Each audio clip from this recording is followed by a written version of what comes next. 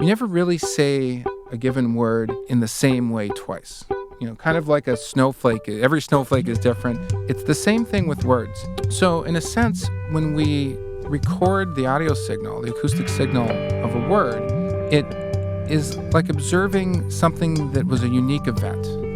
But those unique events are associated with individual people. They're produced by individual people. You're listening to Speaking of Language, a podcast recorded at the Language Resource Center at Cornell University. Each week, we explore a topic related to language pedagogy and second language acquisition. This week on Speaking of Language, Dr. Sam Tilsen of Cornell's Linguistics Department discusses his grant-funded research into the emergence and variation of dialects. Welcome to a new episode of Speaking of Language. I'm Angelika, the director of the Language Resource Center at Cornell University. And I'm Sam Lupowitz, the LRC's media manager. Today, we are joined by Sam Tilsen. Dr. Tilsen is an Associate Professor of Linguistics here at Cornell and a recent recipient of one of the College of Arts and Sciences' New Frontiers grants for his research on dialects. Welcome to Speaking of Language, Sam. Thank you. I'm glad to be here.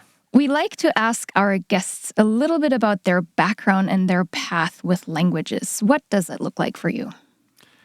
Well, this might surprise you to learn, but I am not someone who speaks a lot of languages. I'm not a linguist who has my bread and butter in knowing a lot of different languages. Sure. I'm more of a cognitive science sort of linguist. And so I'm actually not a very good language learner. And the language that I did learn in high school and in college was Latin. So not much of a conversational language. And for whatever reason, I never really became fluent in a language other than English. I did learn some Spanish. I did a little bit of field work in Mexico. Oh, nice.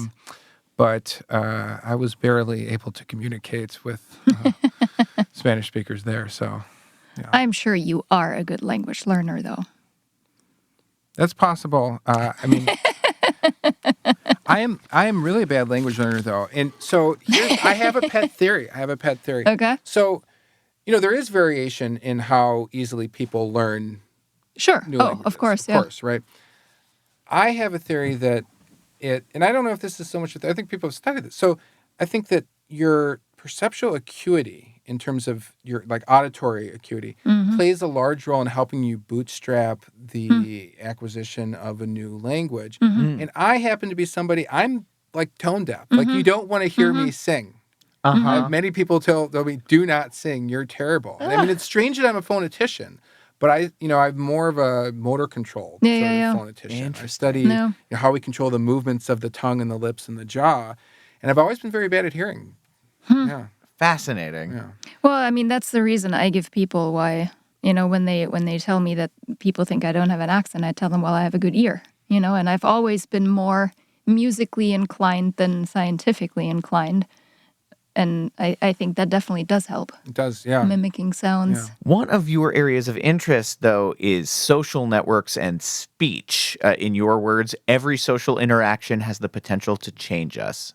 Tell us more about this. Right. Every social interaction has the potential to change us.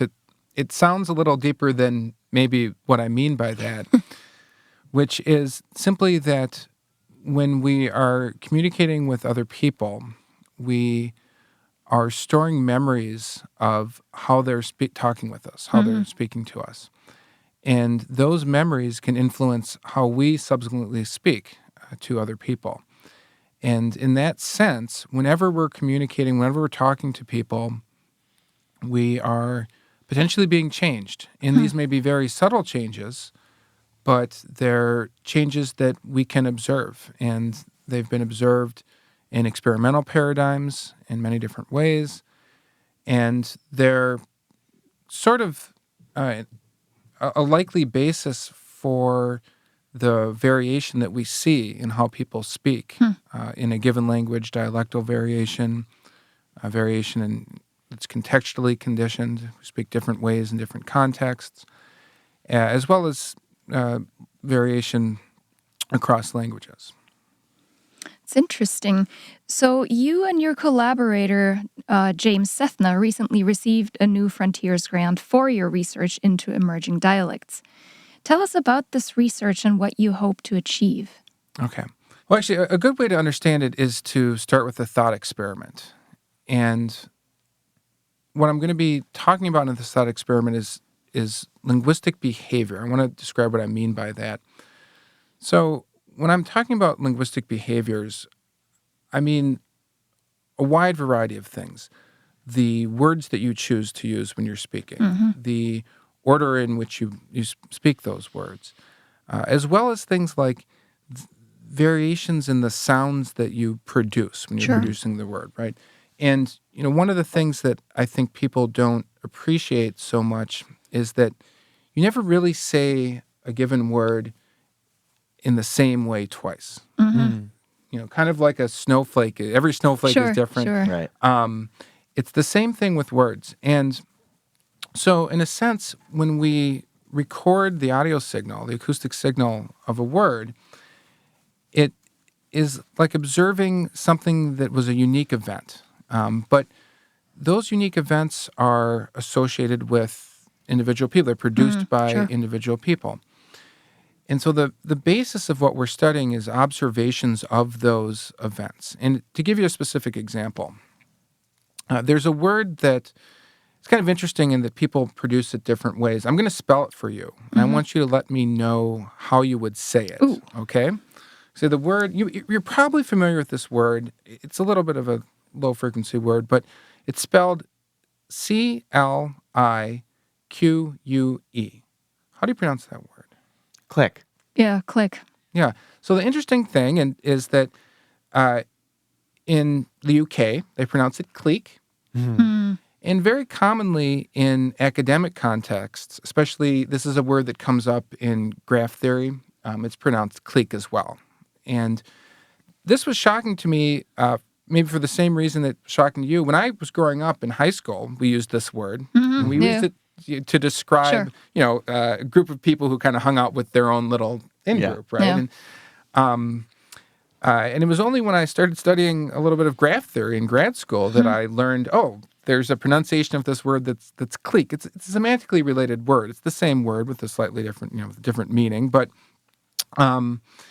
so that sort of variation in terms of, a difference in the vowel of the word, the quality of the vowel, that's the sort of thing that we might be interested in studying is a type of variation that tells us, if people are speaking in similar or different ways. Okay, so let's go on to the thought experiment.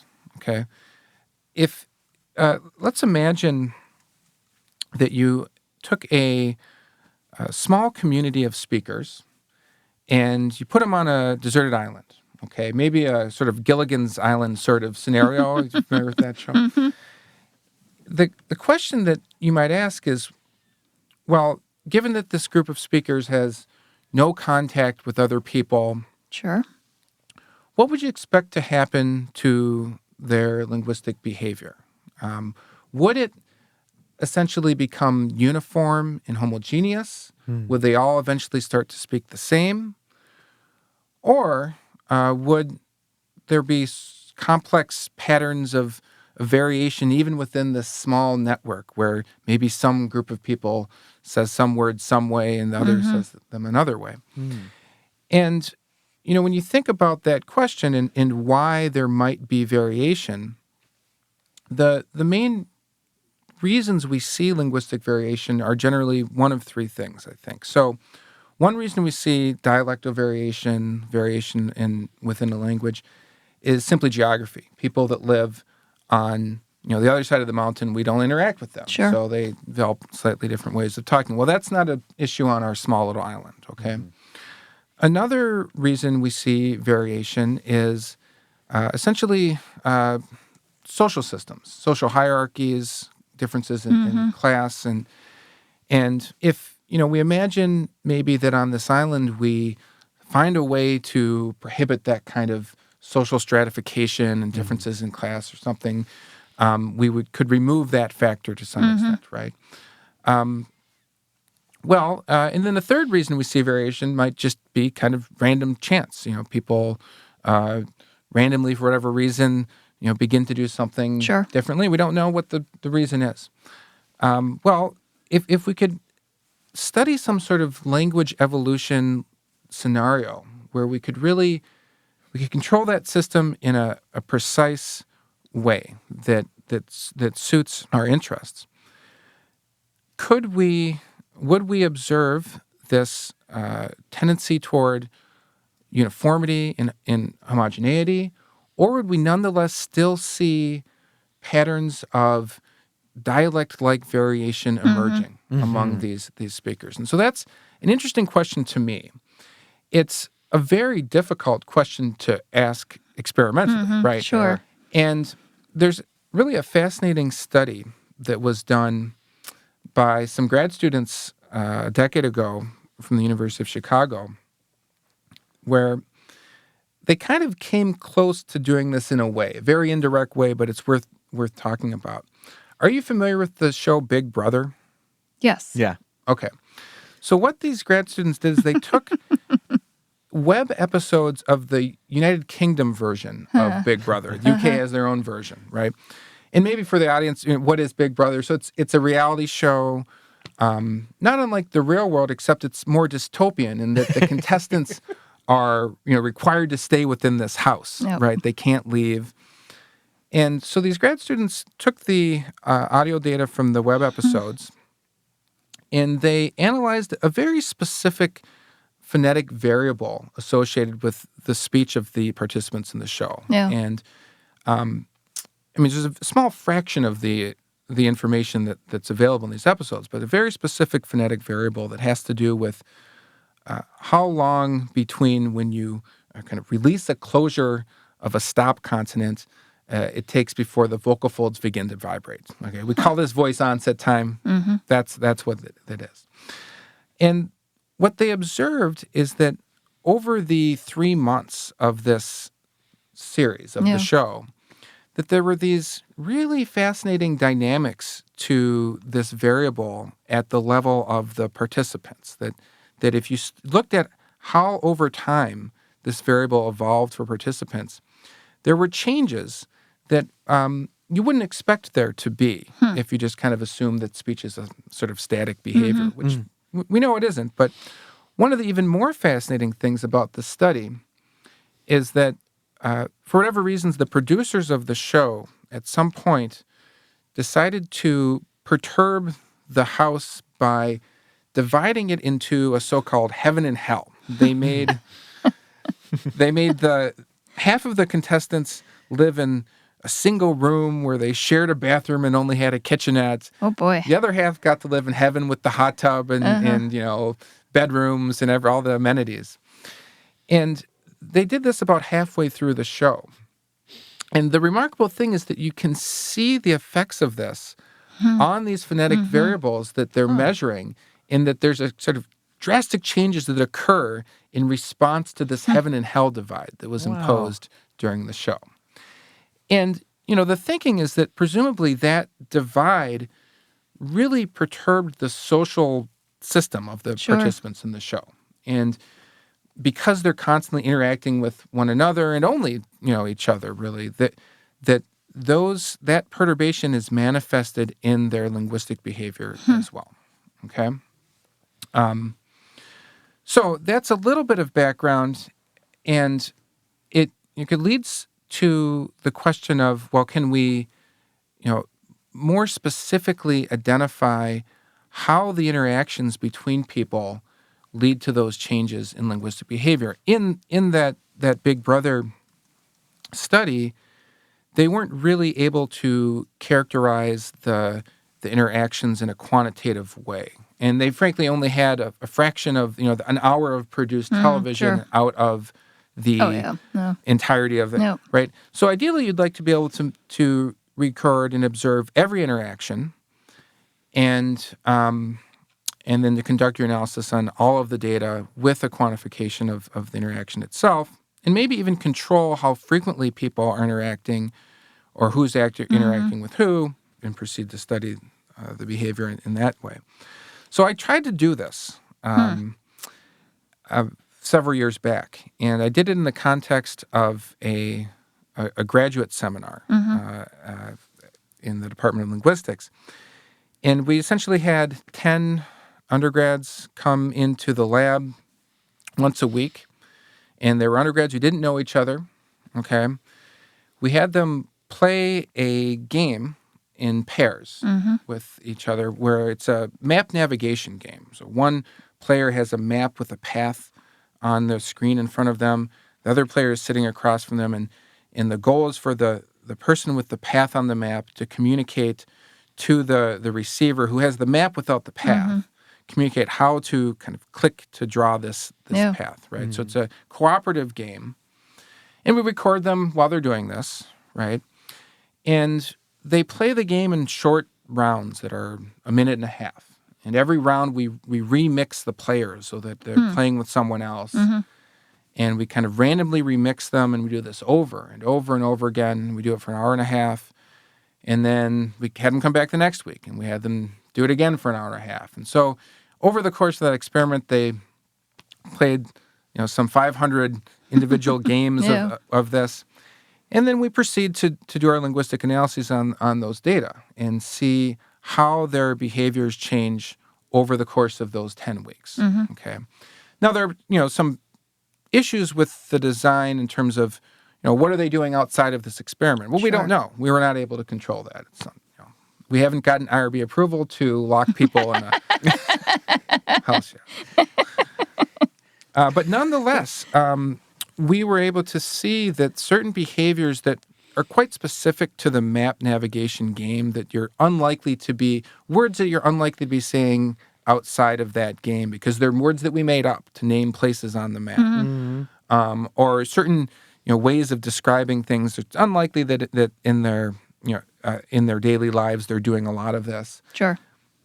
So we were able to see that over that 10 weeks there was a really strong tendency toward a uniformity of how people were pronouncing the words, these new words that we introduced to them, these new names for locations, and how they were communicating the instructions to one another. Okay. Nonetheless, we weren't able to draw any very strong conclusions from that. For one, because the experiment didn't go long enough, and we ran out of money to pay participants, right? And in fact, when we had stopped, there was some evidence that there, in fact, were two different groups of those speakers with respect to certain behaviors in terms of, much like pronouncing cleek or click, some of the speakers would pronounce this word like the cleek way and others the click way. And that seemed to have stabilized to some extent, right? Now, we don't know, had we continued the experiment, would have eventually disappeared, or had we continued the experiment, maybe other new forms of variation would have appeared.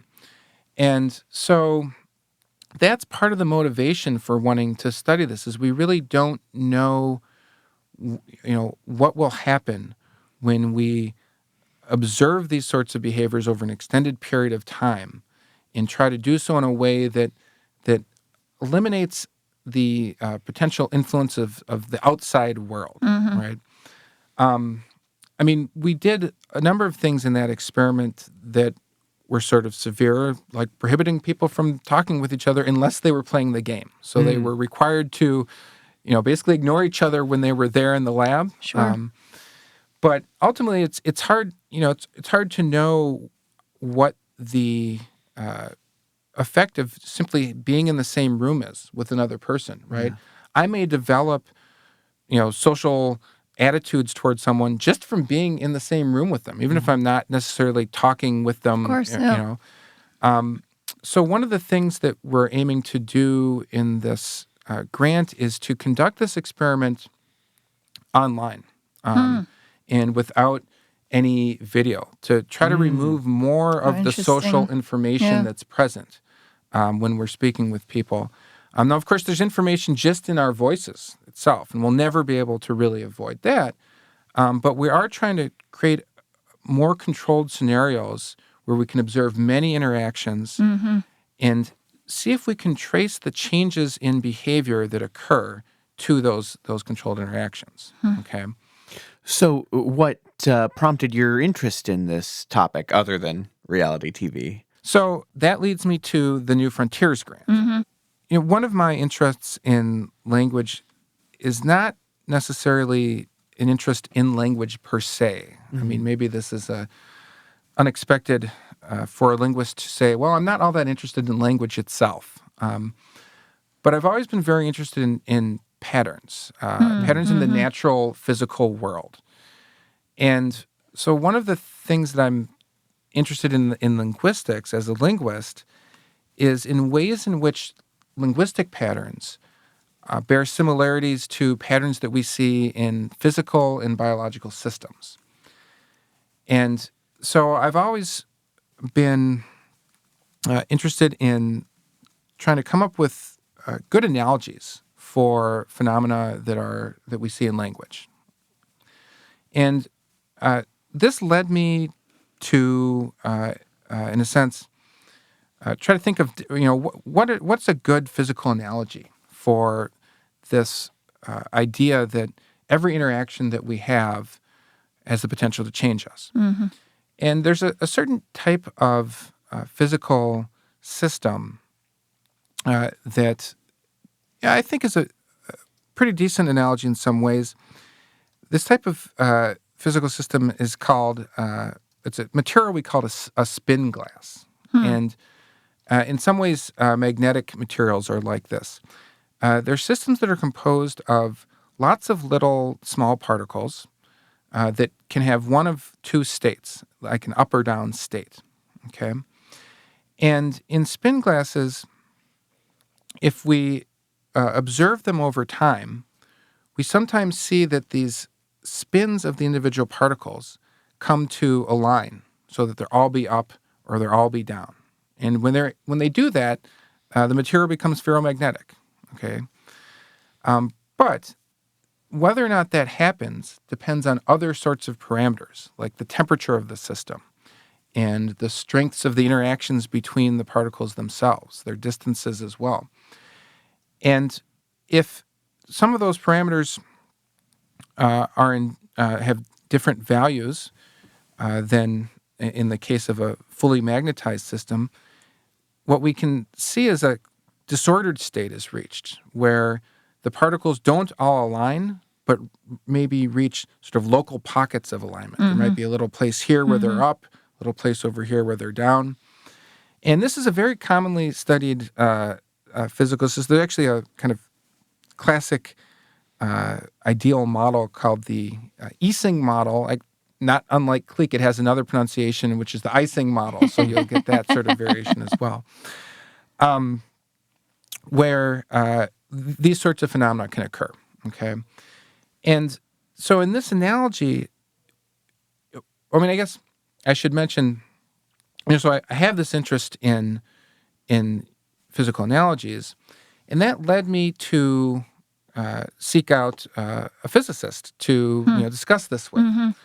And in fact, even before I did this, I did things that are maybe unusual. I sat in on a first-year graduate statistical physics class here, taught by my collaborator, Jim Sethna. So I liked the class so much, I subsequently sat in on a graduate seminar on something called the renormalization group. And, the math is way over my head for some of these things. But nonetheless, these are ideas about how systems can be studied across a range of scales, a range of spatial and temporal scales that I think that physicists are quite familiar with, but that most linguists don't really think about. And so, one of the things I want to do is see how far we can push this mapping of ideas that are used in the study of physics to the study of language. Okay, so going back to the analogy, if we think of the particles as people, okay, we can also map the spins of the particles, the up or down states, to different pronunciations of a vowel, like clique or click, the E or the I in click, or in the Ising and Ising model, right? So, and then we can think of the forces that particles exert on one another in these materials as conversational interactions. When people are interacting, in a sense, they're exerting forces on their internal cognitive states, all right, of one another. And so depending upon the frequency of those interactions and how they're distributed throughout the network, we can potentially see the emergence of, on the one hand, uniform states, or on the other hand, potentially disordered states that are more like dialectal variation. And so the point of that is that it can give us maybe a better understanding or insight into the mechanisms that give rise to variation in how we speak.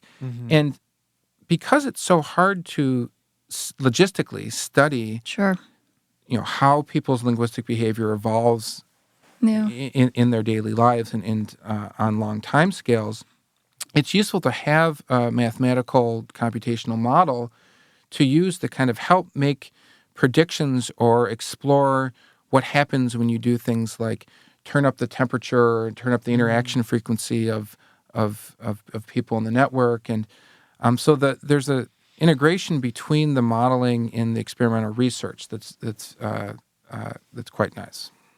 What is your hypothesis? Well, it's more of a framing of competing hypotheses. Okay. So I don't think I have one specific hypothesis that I'm latched onto. What I really am interested in testing whether or not the way that interactions occur can be used to predict the emergence of multiple states of behavior. And, in a sense, that's, that could be thought of as many different hypotheses. But I do hope to use the data that we collect to essentially create a corpus that would be open to other researchers to use ultimately. And, this maybe could be thought of as I guess the work that we're doing could be thought of as an intermediate step in a much larger scale project, right? So I started off with just a simple network of 10 people. Yeah. What we want to do in this grant is similar, but do that 10 times and have the course of those 10 experiments run a little longer. Okay. But you could imagine scaling that up even further. Which is sort of the long-term goal. Yeah. So I've always had the idea with a few friends of mine that we're going to open a coffee shop that's attached to a language school for families, and we're going to call it the Glottal Stop. Maybe we can turn the Glottal Stop into some kind of a language house on campus, and it will be like the Hotel California where the students just can never leave. And that way we have them and we can study their behavior. Well, that would be great. I wouldn't be opposed to that. Okay. I wonder if the IRB would be okay with that. I mean, we'll frame it appropriately. Yes. we need to have their full consent. Yes, of course. Of course. Yes. I see no ethical issues with this whatsoever. No, none. Well, Sam, one of your published goals for your research is to inform machine learning systems that use linguistic signals to monitor social group dynamics or individuals' health. Can you elaborate on the benefits and challenges of making human communication understandable to machines? And we feel it is our responsibility to ask, do our listeners need to worry about a robot uprising? Well, those are great questions. Are they? Are they all? Especially the last one about robot uprising. Yes. So, I mean, I guess it depends on what you mean by making machines understand communication, right? I don't think that this research is very directly going to lead to an understanding of language by machines. I think we're really far away from machines that can understand, and whatever we mean by understand. I mean, meaning is quite complicated, right? I don't think we understand it. And so I'm not so worried about them understanding language from this research. I do think that the insights we gain might be helpful in situations where you want to monitor the social dynamics of a group of people who might be in a situation where they're working very closely for extended period of times or for a long period of time. And I mean, certainly that's invasive sort of monitoring, but the way that we communicate to others always involves very subtle cues that we might not even be aware of. Sure. And so to the extent that we can gain a better understanding of how our interactions can change the way we subsequently speak, that should help us develop systems that can better detect unexpected changes in the social dynamics of a group of speakers. They could also potentially let us recognize when a particular individual might be experiencing some sort of change that they might otherwise not verbalize or even be aware of. Mm-hmm. So those are the sorts of objectives that would follow a little more indirectly from the research, but nonetheless could be of benefit to society. As for the robot uprising, I think that the bigger concern at the moment is probably the historically unprecedented change in the scale, spatial and temporal scale at which information can be communicated. Ooh. Yep. Right?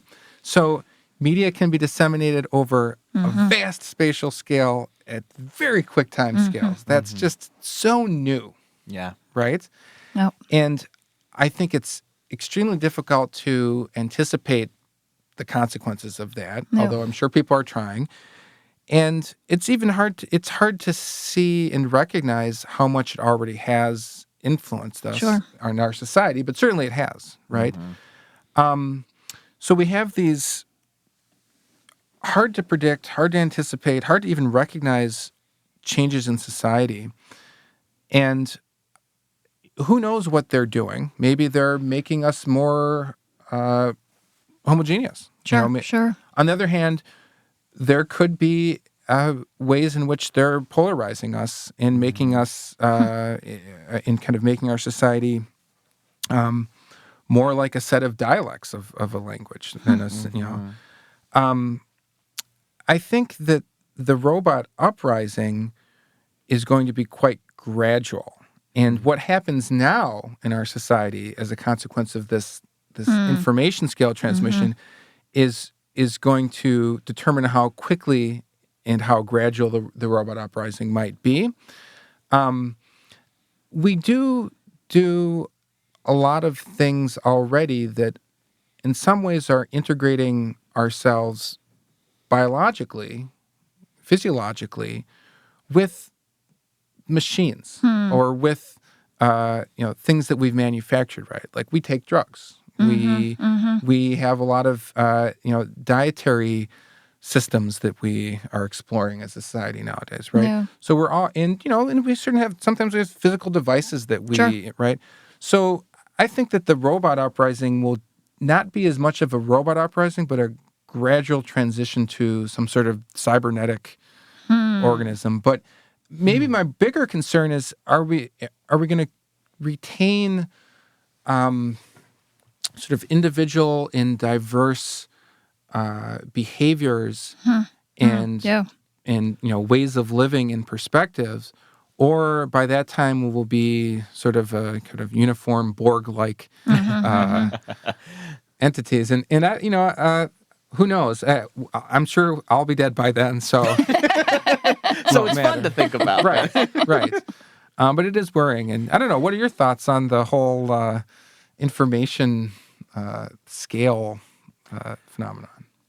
Yeah, you bring up a good point. I mean, it's wild thinking about just in the short span of the last few decades, right? The invention of the internet, the cell phone, things like that, thinking about how I grew up, none of that existed or wasn't at least accessible to me, as I was going through high school, and just thinking about how I communicated with friends growing up as opposed to kids in middle and high school, how they communicate right now. It's wild. It's definitely very different.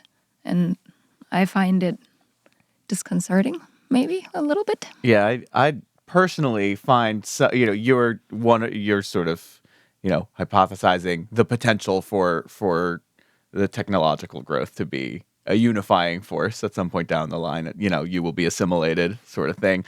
And I mean, obviously, the Borg as a as something symbolic there is a little grim, but I would love to see some evidence that the rate with which we communicate has some unifying force. I think there's some evidence of that happening in the last couple of decades, but I also see us being in this sort of crisis of epistemology right now where everyone believes that where they're getting their information instantaneously from is right and the other one is lying, and that is deeply disconcerting for me.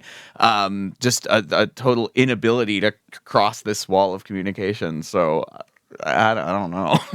It's I worry about it. And maybe it sounds like you do too. I mean, I worry about a lot of things, but yes, this too. Right. It's hard to know what, if anything, to do about it. Yeah. Yeah, there's lots of potential in technology, right? If we use it in the right way. But that is a topic for another day. Sam, where can our listeners find out more about you and your work? I think by Googling the Cornell Phonetics Lab would be a good place to start. There you can find a lot of information about work that myself and students are doing. Fantastic. And we'll include a link to the Cornell Phonetics Lab and some information about that in the show notes. Sam, this has been fascinating, and we so appreciate you taking the time. Before we sign off, however, we'd like to ask you to share a word in a language you speak, love, are learning, want to learn, that makes you laugh. What is that word? Oh my gosh. I don't know if I have one that makes me laugh. The word that I had thought to share maybe would be click and click because of its relevance to the conversation. A word that makes me laugh, I don't know. Fiddlesticks is just a funny word for me. I like to use that word when I can't otherwise use other words. So I'm good with that. I think those both click/clique and fiddlesticks those are some hashtags that I think will suit us well. That indeed. Well, thank you so much for speaking of language with us today, Sam. Thank you for having me. Join us next week to hear from Corey Crane. Dr. Crane is an associate professor and language program director of German at the University of Alabama. She gave a talk as part of our monthly LRC speaker series on creating pathways of perspective shifting through structured critical reflection, and we will dive deeper into reflective practices in language instruction. Until then, Auf Wiederhören! The Language Resource Center is located on the ground floor of Stimson Hall on Cornell's main campus in Ithaca, New York. Check us out on the web at lrc.cornell.edu. or follow Cornell LRC on Facebook, Twitter, and Instagram. Speaking of Language is produced by Angelika Kramer and Sam Lupowitz. Recorded by Sam Lupowitz. Original music by Sam Lupowitz, Dan Gable, and Joe Gibson. Thanks also to the College of Arts and Sciences at Cornell University. As a reminder, the ideas and opinions expressed on this podcast do not reflect those of the College of Arts and Sciences or any other official entity of Cornell University. We thank our listeners, and do stay tuned for our next episode.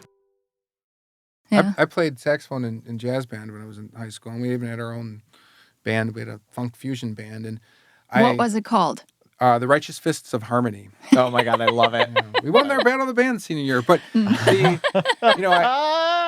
could jam on the saxophone. Yeah. But my my Achilles heel was that I couldn't really hear myself all that well. So I couldn't tell if I was in tune. I couldn't hear. I couldn't like hear a piano chord progression and pick up like, oh, this is where we're at, and this is what key we're in. I would have to know ahead of time, and I couldn't hear it if I was out of tune. That was my downfall. Interesting. Yeah. I'm a musician also, and so I find that very interesting. Yeah. Yeah.